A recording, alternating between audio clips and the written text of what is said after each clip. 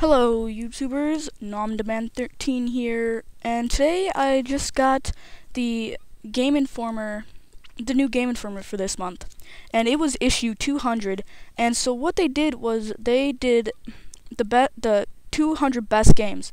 Number 1 was The Legend of Zelda for the NES, and Call of Duty Modern Warfare 2 was number 181, and the only really one that I didn't really get, I get it because it was really good, but Call of Duty 4 Modern Warfare was number 14. And I know it was very good. I know it was really, hyped up and stuff, but I still think Call of Duty Modern Warfare 2 is better. And so pretty much I'm going to read the review. This is from Game Informer. Like I said, it got a 9.75 out of 10, and it also got the Game of the Month award. Multiplayer reigns supreme in Game of the Year candidate. Call of Duty 4 Modern Warfare was, in a word, superlative. Fawned over by critics and rapidly defended by its massive fanbase, the game was an instant blockbuster that topped sales charts and spawned an online community the likes of which are rarely seen outside of timeless classics like Counter-Strike and StarCraft. Developer Infinity Ward is aware of the microscope that Modern Warfare 2 is under. Only a few flaws show up under even the greatest scrutiny, though. Modern Warfare 2 is an unqualified triumph. Modern Warfare 2 takes the concept of an action-packed first-person combat, plops a live grenade at its feet, and mows down its friends with an incendiary minigun. If you have time to breathe, it's because you're being flanked. Every reload is a tense few seconds of unwelcome defenselessness. Each enemy dispatched yields a surge of adrenaline that soon gives way to fear as his allies eagerly unload in your direction. To excel, you have to master the use of various tools, starting with smoke grenades, thermal vision, claymore mines, and predator drones. It's extremely helpful to familiarize yourself with each weapon class. Assault rifles, LMGs, SMGs, pistols, and explosives all have vital roles. In the co-op special modes, and the single-player campaign to a lesser extent, even more diverse skills come into play. Targeting allied support units like striker APCs, defending hardpoints with sentry guns, and directing to an overwhelming firepower of an AC-130 or helo-mounted minigun are all necessary. Modern Warfare 2's competitive multiplayer offering is the soul of iterative design.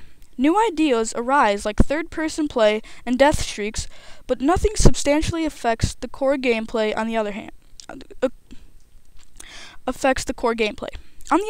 the tweaks are almost uniformly great.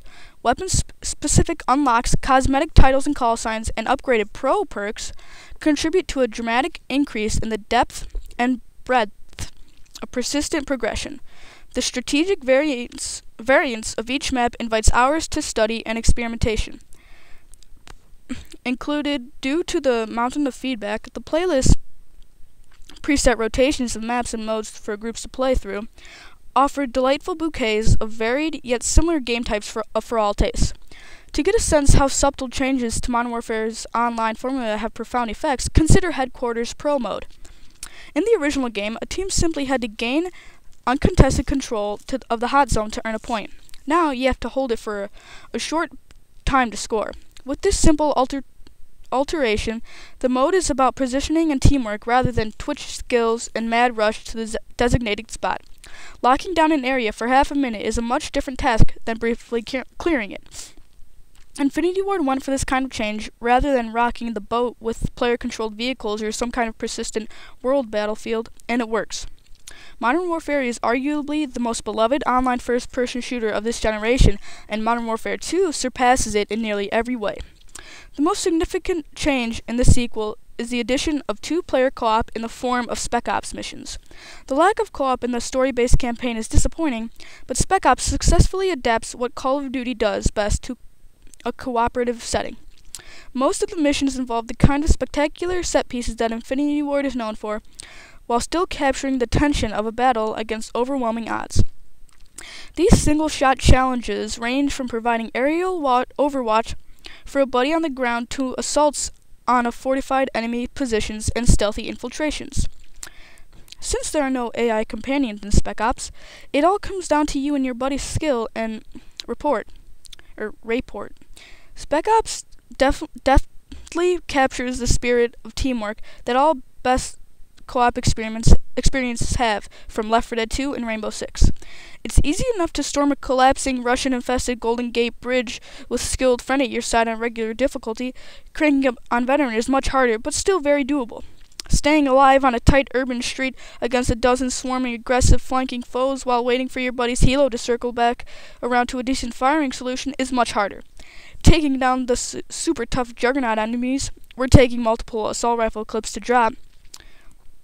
Blitzing your limited cover while being suppressed by snipers and machine gunners is a brutal challenge. Spec Ops offers all this and more. Only elite players will complete all the Spec Ops scenarios on Veteran. The process is fantastic entertainment regardless of skill level, though.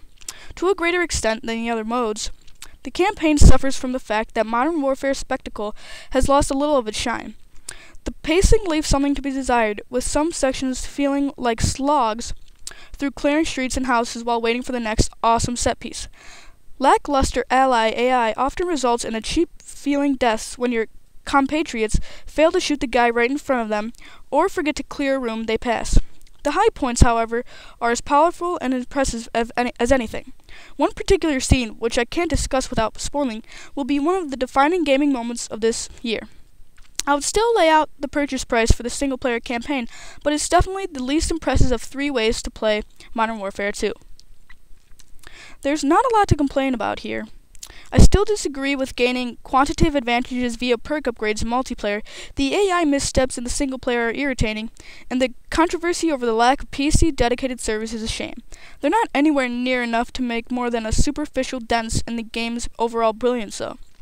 Modern Warfare 2 is a masterpiece of careful iteration with an unmatched presentation and a well of content that'll take months to dry. So, pretty much what they're saying, the only bad thing about this is the via perk upgrades multiplayer are overpowered, which I do not think that they are. The AI, which I guess is agreeable, I've died from stupid things like that, but the PC dedicated servers, I think that was a pretty stupid move by Infinity Ward, but I don't play PC, so it doesn't really affect me. I'm only 13 years old, so my vocabulary might not be very good. And I'm not really the best reader in the world, so sorry if my reading was a little bad. Please do not comment on that. Pretty much just wanted to tell you guys what it got. And I'm gonna read like a little sidebar thing. 9.75 out of 10. Concept: bigger explosions, better online support, and more variety help this sequel live up to its gargantuan expectations.